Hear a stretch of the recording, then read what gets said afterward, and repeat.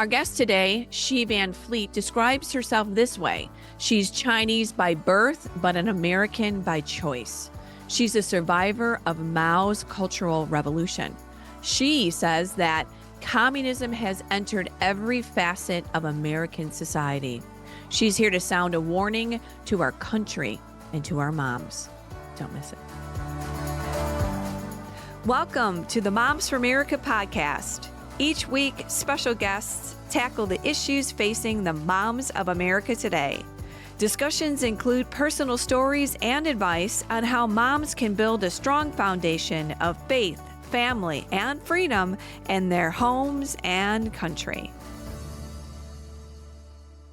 Well, hello, moms. I'm Debbie Carlitis, your host, and thanks again for joining me this week. Love it, love it, love it that you're here again.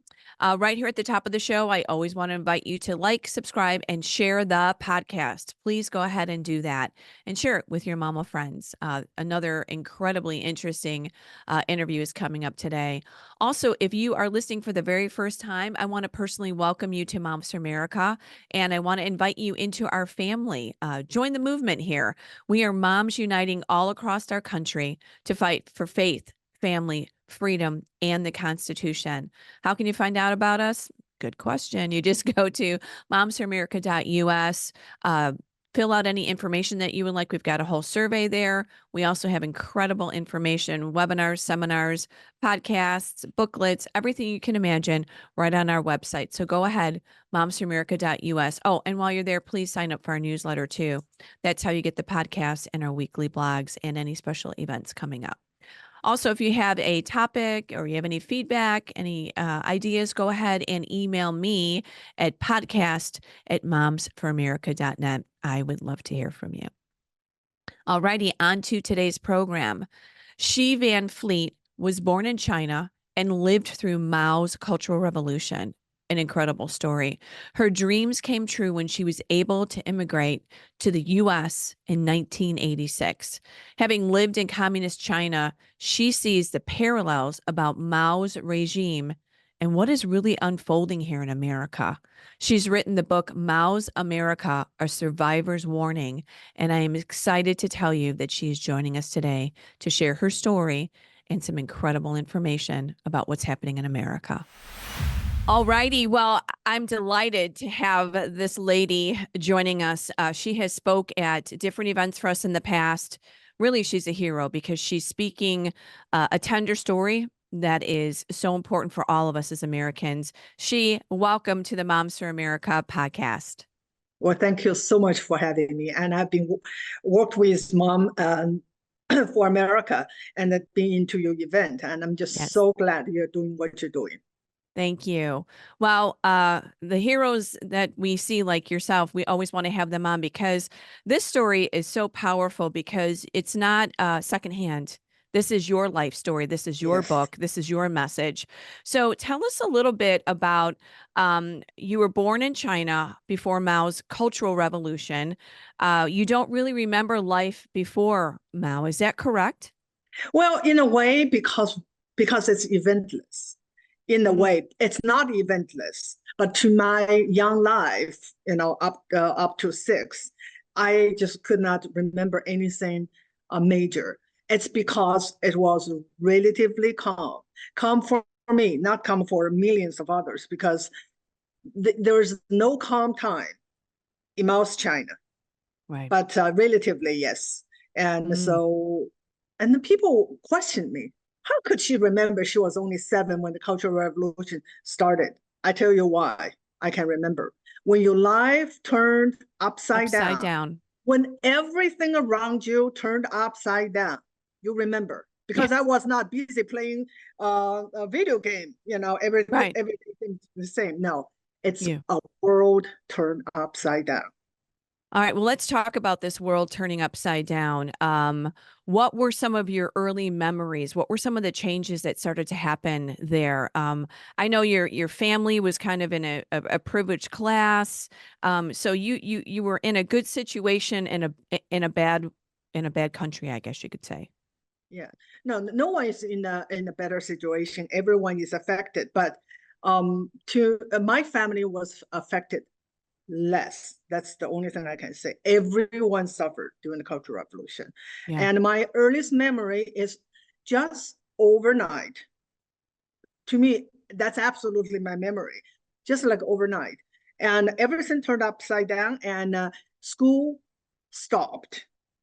And so, and there was what's So called, everyone stopped going to school. no, they were in school, but they're not in the classroom. So I Okay. went to school, that no one was in the classroom. Everyone, the older kids, because I was in the first grade, the youngest, and I was 1 year younger than my classmates because I started school earlier at the Okay. age of 6. And so everyone was doing something, writing this called big character posters, just like a big piece of paper. You roll something on it and you put on the wall so everyone can read it, kind of like a low-tech social media.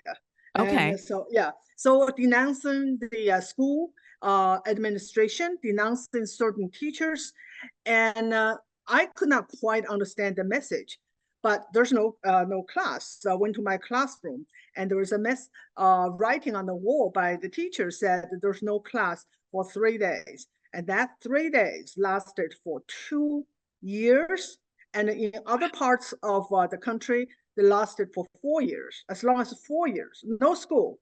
So because no one was running the school, just like today in the Columbia University, there's a faculty walked out, student walk out, and everyone was doing what's called the revolution. Hmm. And so that was my earliest memory. And so to me, Yeah. 2 years, no school. Yes. Yeah. I mean, that would be shocking for a child to not go to school if that was a part of their daily routine. So, what Yeah. happened during these 2 years when there is no school happening? Where were the students? You talked about the messages that were being pushed. Yeah. For the older kids, probably just like 10, they become the Red Guards. They actually participated in the revolution, doing all sorts of destruction of the what's called four old idea, old culture, old custom, old habits. Anything that's old, anything that is not communist, anything that is traditional Chinese has to be destroyed, like statues, like change the street names, institution names to be politically correct. So, and beating up people, beating up teachers, kill teachers, eventually killing each other. So I was too young for that, but because there's no class. So we just went to the street, and every day we witnessed struggle sessions of someone.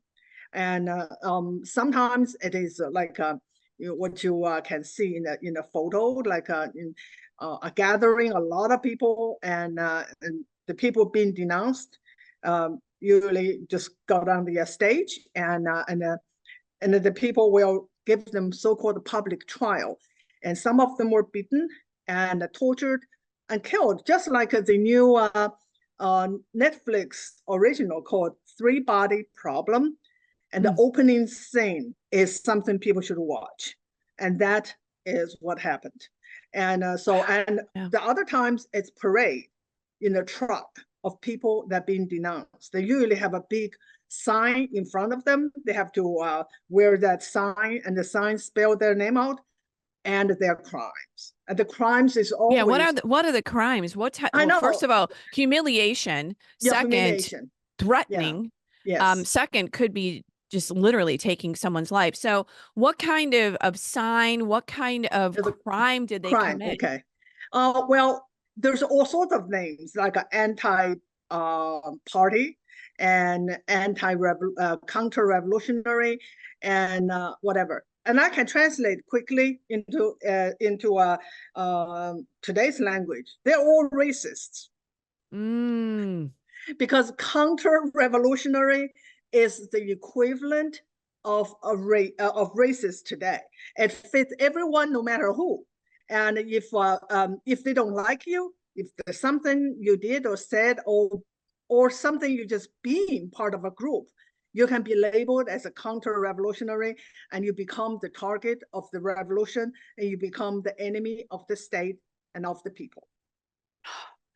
It sends chills down your spine when you hear this Absolutely. because You do see, we'll get into this later, but we do see incredible hints. It's not even hints, but we do see the complete demonstrations of this coming to our country.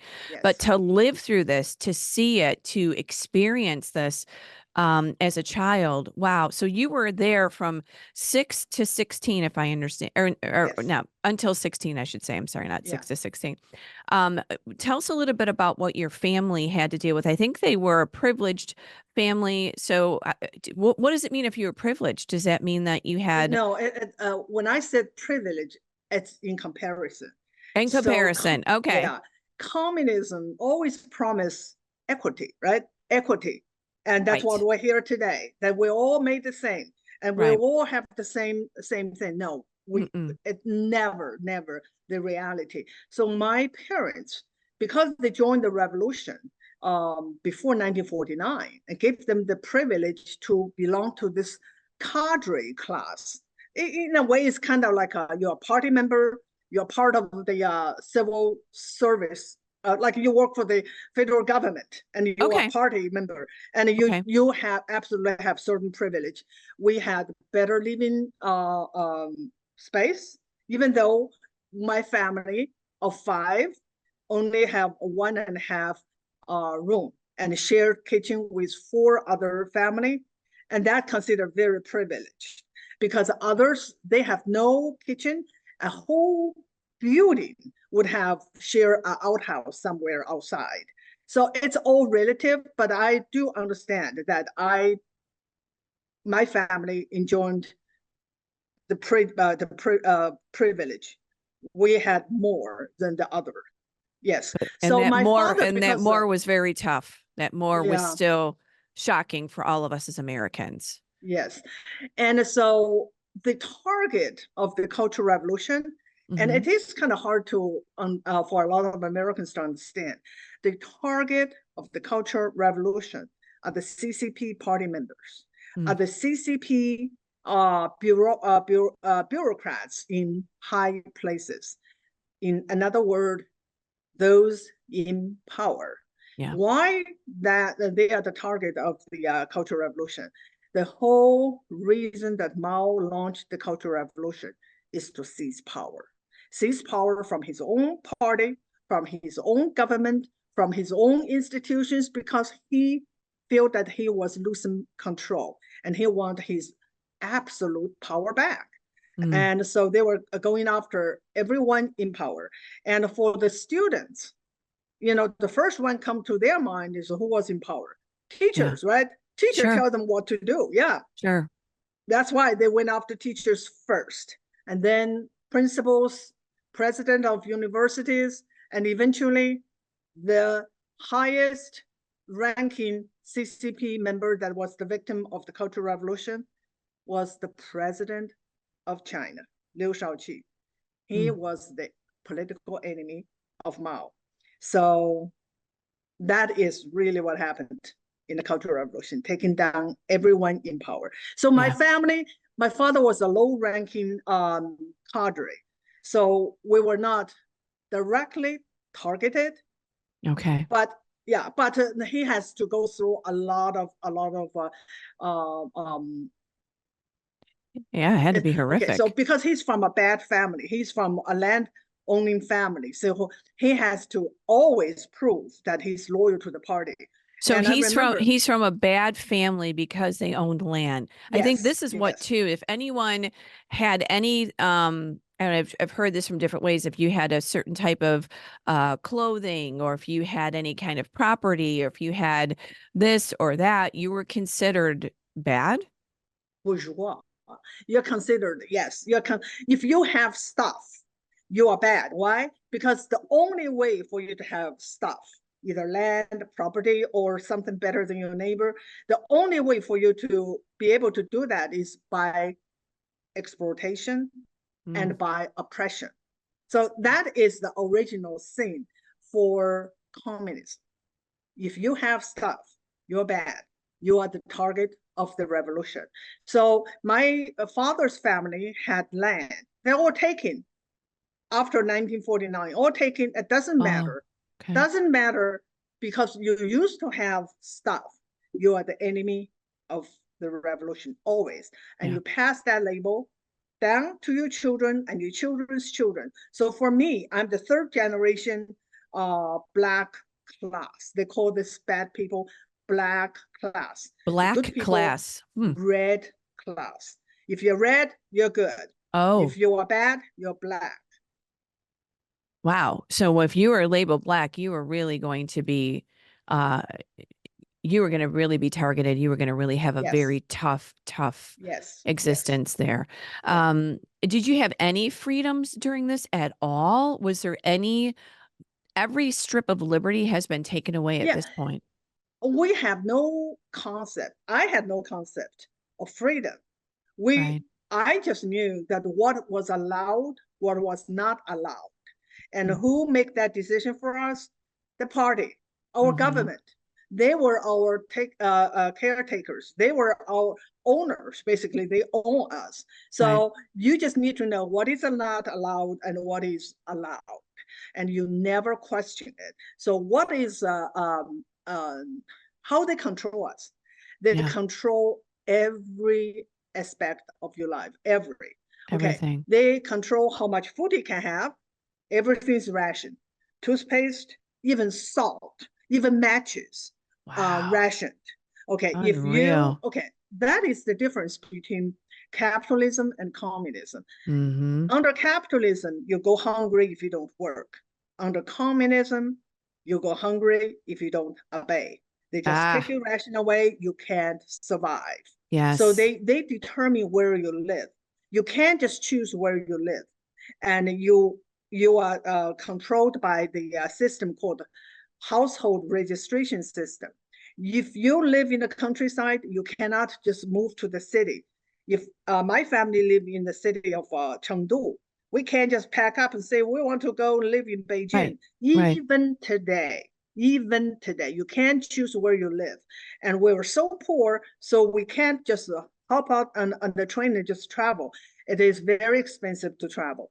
And for party members, you Mm. had to get approval if you're dating someone, if you marry someone, the Wait a party second. has You to had to approve. get approval on who you're Yes, dating and who you're going to marry. yes, yes. Wow. These are some things That that are is the just, kind of control. And okay, that is still the least of the control under communism. The worst well, we know control. about forced abortions, right? We know Yeah, about, yeah, yeah. yeah. So, But that came later. That came right. after the Cultural Revolution. Right. But the worst control is control of your Of your mind, mind. Yeah. because everything is controlled information wise. So we could not get any other information. Right. And our international news back then in the Cultural Revolution, our international news is what happened in North Korea, what happened in North Vietnam.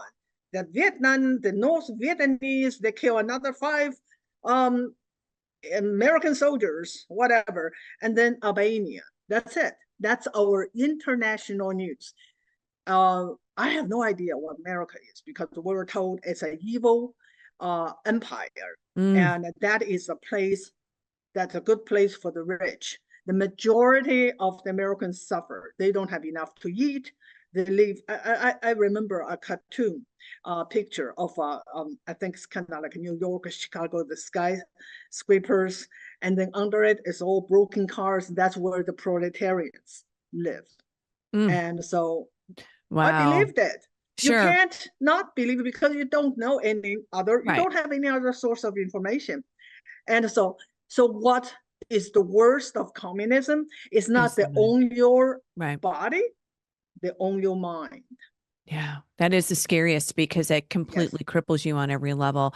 I Yeah. heard another gal share a story that she was taught that the government, the leadership, could even read her mind. That they had programmed the kids so much that you couldn't question anything, even in your mind, because somehow it would be exposed or heard. It just sounds Yeah. crazy, but And this, I think you're referring to Uni Park. yeah, I remember. Yeah, That was it. she said Yeah. something about, yeah. So what happened to me and happened to my classmates is that every week we have a struggle session for ourselves. Mm, So I just described the struggle session kind of in during the Cultural Revolution denouncing some bad guys, right? Or whoever they denounce as the bad guys. But that's not just for the bad guys. Struggle session is for everyone.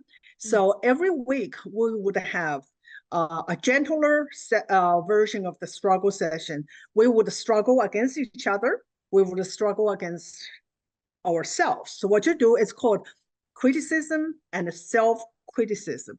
Before the session, we would read Mao's quotation from that little red book. Okay. And then we will start with each individual. You say, this is what Mao asked us to do. You know what? I feel short of doing what he asked us to do, and I had a bad thought, or I did a bad deeds. And then the others will join and say, yes, I saw you doing this and this and this, it's bad. So we go around, we criticize each other, and we criticize ourselves. Talking about self-esteem, Right. that is bad. You should Right. have no esteem. So you're never good enough for Mao. You're never good enough for the party. You should always improve yourself. Now we have our own version. We have this Bible now by Robin DeAngelis tell you how to improve yourself so you become less white, but the work is never done because you can never be totally white free because you're born white. You have to do the same thing. You have to do clean your bad thought, clean everything that's out of your mind being, and so that you can become really anti-racist. Wow. Sounds just absolutely familiar. People don't know, but I know because it's the same thing that I experienced. Sure, you're seeing, and again, this is why your message is so important. This is why you've been speaking out for quite a long time on this, educating Americans what happened in China, what is coming here, what you see. So I kind of want to just now take this through a little bit of your journey. So as this revolution goes on, as your family, where do you land? How do you come to America? How do you get this opportunity?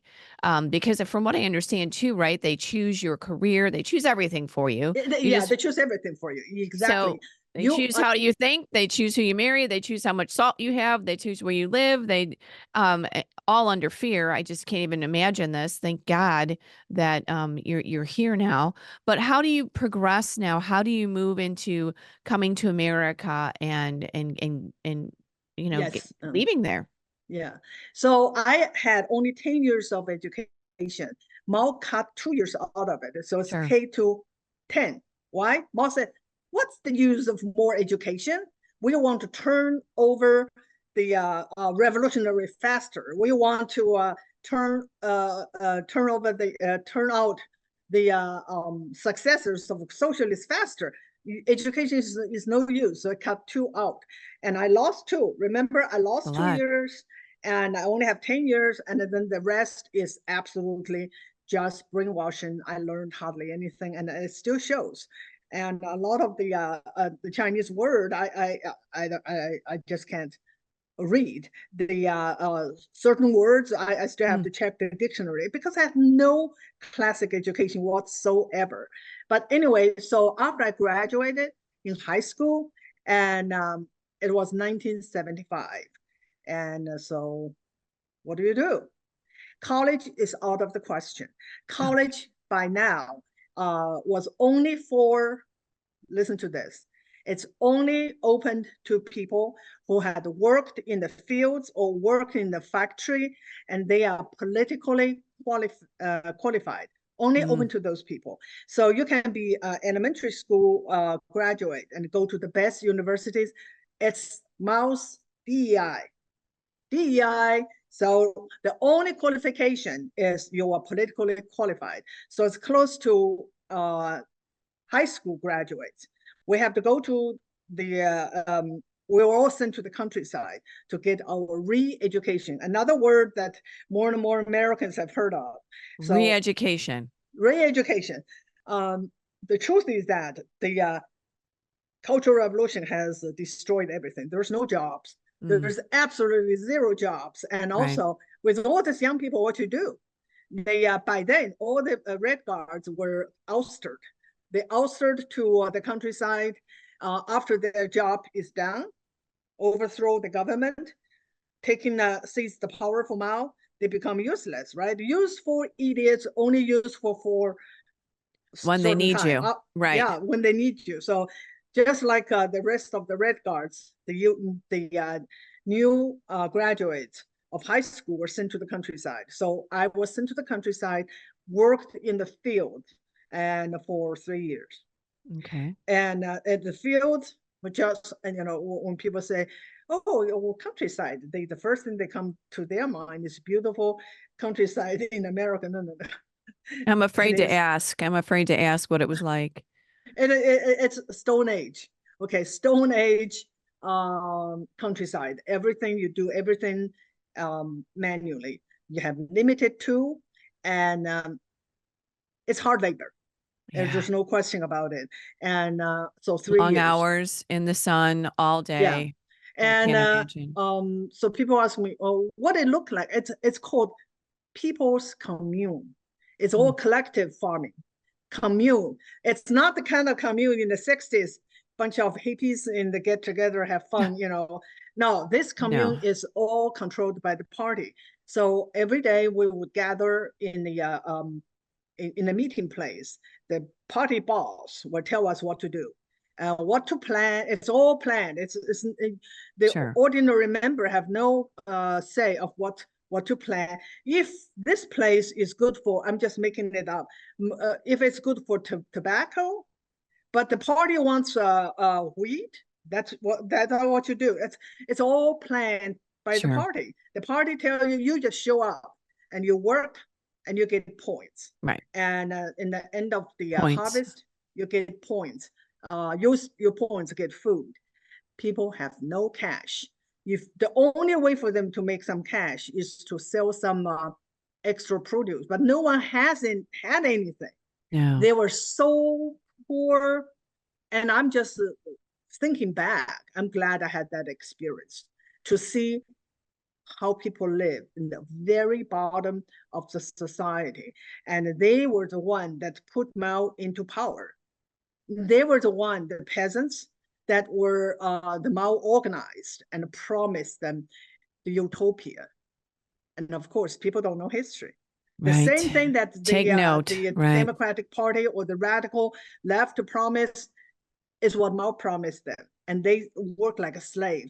They have no say of anything. And so they have really no cash.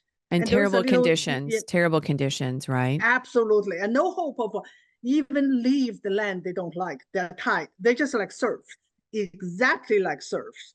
And Mm. so I have a little interesting episode. So I went to the one production team with three girls that were assigned to go there together. So three girls from the city. So when we went home for a visit, the peasants asked us to buy something. They have no way to get like a very basic utensils for kitchen. And so we three of us bought, for some of the peasants when they ask us. So we brought them back to them. None of us got 1 penny back because they have no. And then we realized they ask us to buy in the city. We still have, my parents, this had a salary, they still could buy something. And they have no cash. They have no Nothing. cash. At first I was kind of mad. I said, you asked me to buy something, don't pay me back. But then I realized they have no Nothing. cash. Nothing. That's how poor. And today you hear Xi Jinping said he would credit himself the lifting the population from poverty. Shameless, Mm. shameless. They put all those people in extreme poverty, and now they credit themselves. They are the one that liberated the people. That's communism. That is That's communism. communism. That's always they promise something, and then they deliver hell. Even today, after Mm. all this economic development, who are the Yeah. poorest? The peasants. The Sure. peasants. Yeah. Yeah. Yeah, we know this is really the end result with communism is that they just crush the people's, their hearts and souls and minds, and then the Yes. upper echelon gets all the benefits and Yes. all the power. I remember when I was in Walgreens one day and we've got into a conversation and this kid told me, I don't think communism's that bad. I look at him, I'm like, okay, we're going to do a history lesson right here. I mean, this is what we're seeing in today's America. They just absolutely have no idea what socialism and communism lead to. So let's finish this now. So now you're in the fields, but somehow you get to a career now with Mhm. teaching, right? So your journey continues. Thank you. Otherwise, I lost where I'm That's going. okay. I'm Okay. with you. I'm paying attention. It's an Yes. incredible story. Yeah. So I worked there for 3 years. By then, Mao died. And Yes. in And what was that not, like? What happened when he died? What was the country? What was all that like? Just real quick before we go on. I feel like I was in the countryside when that happened. And when Okay. I heard that news, I feel like the sky had fallen. Mm. I thought, oh my God, our God is gone. What do we do? What I, Our you know, God is gone. yeah. Okay, there are people that I was I think I was 17, maybe 17, because I grew up Sure. worshiping him, Sure. and I cried my eye out. I mean, Oh, I just thought, what do we do? What and now I read other people's memoirs, and some of them, they were smart enough and they were older enough, they experienced more. Some of them were really happy about the event, and but to me I was like, that's all you oh my knew. That's God, all you yeah, knew. yeah, that's all I knew exactly. So but nothing happened, and they say Mao is gone, but not his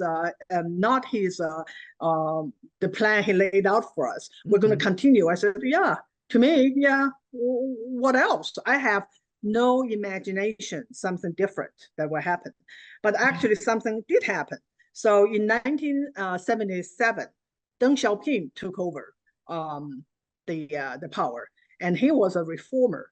Well, so-called reformer.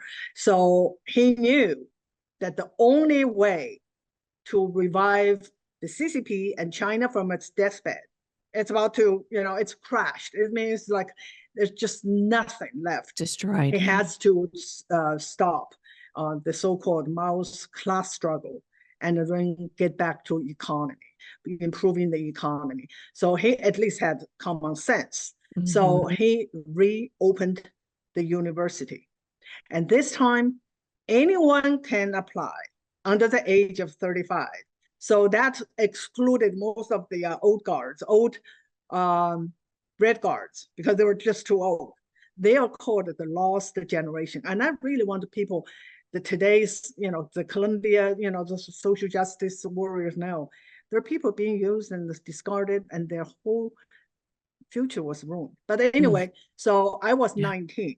Okay. So this to me is like, I said, oh my God, Right. now I Opportunity. can, yeah, I can take examination. But in my book, I described it, learning nothing from the 8 years of schooling, and forgot everything 3 years in, working in the fields. But I made my best, because that is my only hope to get out of the hellhole of the countryside. So I took the examination in 1977 and failed. Oh. And I said, no, I'm going to do it again. Good for So I you. succeeded in 1978, and Okay. I was admitted to college to study English. And so even then, and I still, the country is not was not really open. But during my 4 years in college, things started to really happen rapidly, and we began to have access of information that was never available. We were able to listen to BBC and Voice of America openly. Oh, Before, that was an offense, that was a crime, right? punishable by death. People were executed when some neighbor heard them listen to the enemy radio Right. stations. But by Unreal. then we were able to, and Okay. eventually, I think the third year of my college, we were having English speakers from Canada and later United States, Germany, because it's a foreign language college. And that's when I started to learn about the America. outside world Right. and to realize that what a lie I have been told all my life until that point. Right. Now you wanted to apply for something, you saw some opportunity, you were able to come to America. Yeah, and I have to describe this. Okay, so 4 years went by fast, and then we graduated. Okay. And then here, graduation is a time of celebration in Mhm. America or in the free world. And what happened to us? We went to a sentencing session um, because Oh, we yes, I can want to hear choose a this. job. You cannot choose your career. Yeah, you can. So we were just sitting there nervously waiting our names to be called and told where we would be working. Can you And imagine this? Wow. I was the lucky one that I was sent to teach in a college training, in a teacher's training college. And there was one girl, I feel so bad for her. She was sent to Tibet. Back then, that was like almost like exile. She cried. And I was Well, like, oh my God. what was she Now, being sent to? to work somewhere in Lhasa, Tibet. But Oh, Tibet back then, it was like it's like a Siberia.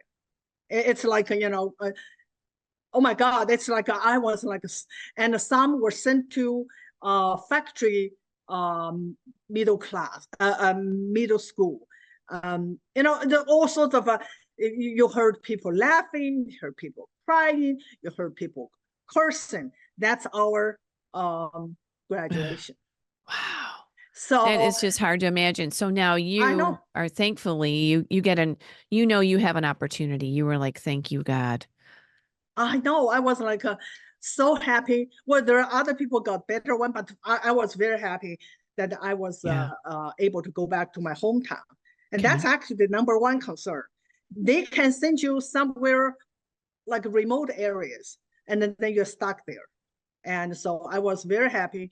At least first, I could go back to my hometown. Sure. And then the job is not bad. And so I was very grateful. I was so grateful. So, and I worked there, and by then things started to open even more. The second year there, I worked there for 4 years. The second year there, we started to have American teachers volunteer to come and teach during the summertime. Mm. And I work as an interpreter. I take them around and help them. And so I made friends with this great lady. And I just can't thank her enough. And she's from Kentucky. Her name is Pat Nave. We become Mm. friends. And she said she want to help me to come to study in America. I thought, oh, she just said that.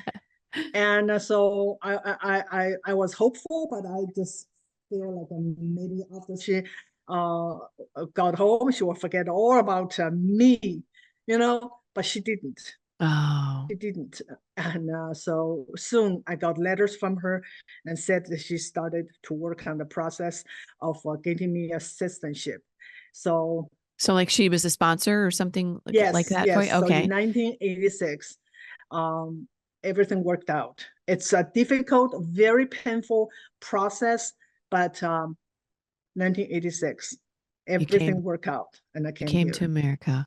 Yes, Wow. What a blessing. So yes. how old were you then when you came to America? 26. 26. So, wow, Yes. your whole experience in China was really just all of your developmental years. So, I know, and this is something I do tell people. It took me so long to detox my mind. mm, It's not that easy. It's that you leave communism, you come to a free world, and then you automatically become become a free person. No, it took a long because time to really, right? realize. You're still a Chinese citizen in your heart, your mind, your soul, your culture. I mean, Yes. that was it for 26 years. That's all you knew. So being Yeah. dropped into America, I can't even imagine what the change, the opportunities, talk about putting on a different pair of glasses and Yeah. seeing things completely different. I can't Yeah. even imagine. So your journey once you came here was, what was that like? Well, it was, of course, great. Everything was great. And I met my husband, my first class. I mean, I got there in December of 1986. And then school starts in January. And I just, took three classes, and my husband was in two of the three classes. Oh, So, and then yay. and then we become friends, and then we start dating. And so in many ways, he was the instrument for me to assimilate into American. And that's something that happened to many, many immigrants before, but not anymore. Why? They replace it with multicultural. They absolutely do not want the new immigrants to become American. They want them to hold on to their old culture. And I told them, your culture, no matter where, even if it's a communist culture, is just as good as American culture.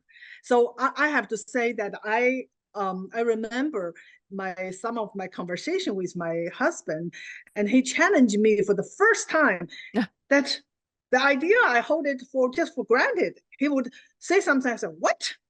And it's just little by little. I mean, this is You were really taught a to journey. think, Yeah, and right, she? one day I remember, I just always remember that we're driving in the country, and I said, "This is so much land. Who had this land? Who owned this land?" He said, "People." I said, well, in China, that's what we're told too, that everything belongs to the people. And Mm, then I realized people means different thing. Here, yes, people means individuals. Different yes, people, individuals own some of the land. Well, in China, people means state. yeah. People means state. And that is a giveaway of communism that all those indoctrinated university students know nothing about. So in Columbia University, they just took out the sign, I think the day before, that they're going to turn Columbia University into People's University. I was like, they are clueless. Yeah, People is what they say, communists. right. Everything, all the crimes, Collectivism, right? That's the other yeah, term they yes, use. people Marxism, in the right? All name, these, yeah. yeah, All these interesting terms, socialism, they try to package these, repackage them. Well, yes, I do want to talk just here just a couple more minutes with you, she, about what now. So life is like, thank God you met your husband, you have a family, life goes on, you get these new yeah, opportunities, and you start discovering freedom and yeah, liberty like you yes, never have before. mm-hmm. And I just want to talk about what you're seeing now in this America. Yes, Some of the things that what were your first signs of you've embraced freedom and liberty in our Constitution and all of America's wonderful opportunities?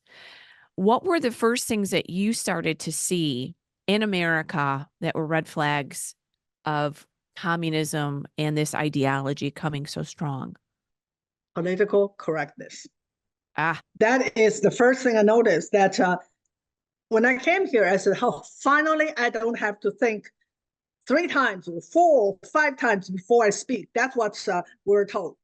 You think not once, not twice, not three times. You think before you talk, because talking can get you into jail. Talking can get you killed. That's the lesson. So finally, I don't have to think. I can right, just talk whatever. Even if I say something wrong, it's okay, because in America, I can do whatever. Not right, anymore. Soon after I came here, it's in the 90s. I noticed, no. There's a right way of saying things, there's a wrong way of saying things. And we were told to say certain things certain way, and the certain thing a certain way keep changing. I said, that kind of like mm, communist China. And of course, it's getting from bad to worse.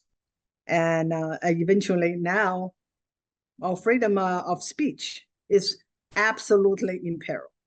And so that's little by little. And along the way, I realized that it was wrong for me to think that I left communism behind me and that in America, nothing can go wrong. Nope. Mm. Communism is now taking over our country here.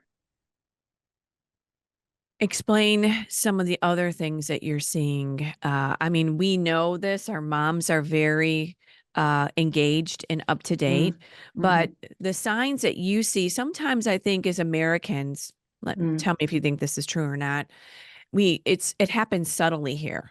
You know, all of a sudden you just have to be kinder, you have to be more tolerant, you have to be more inclusive, you have to be this or that.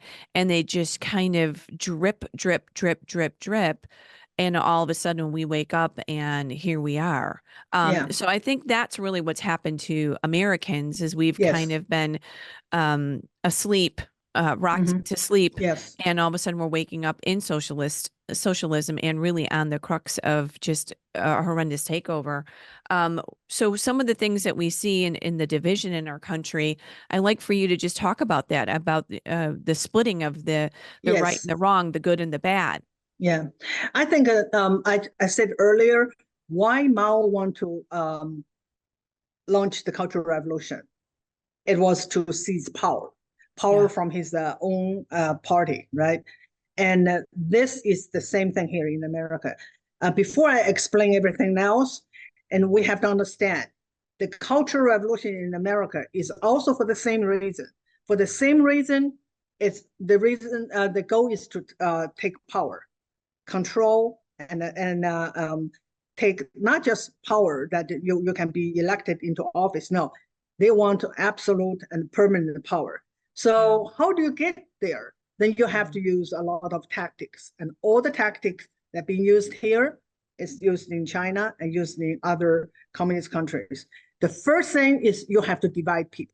Right. You have to divide people if you want a revolution. And today you can see that Americans treat each other like a deadly enemies.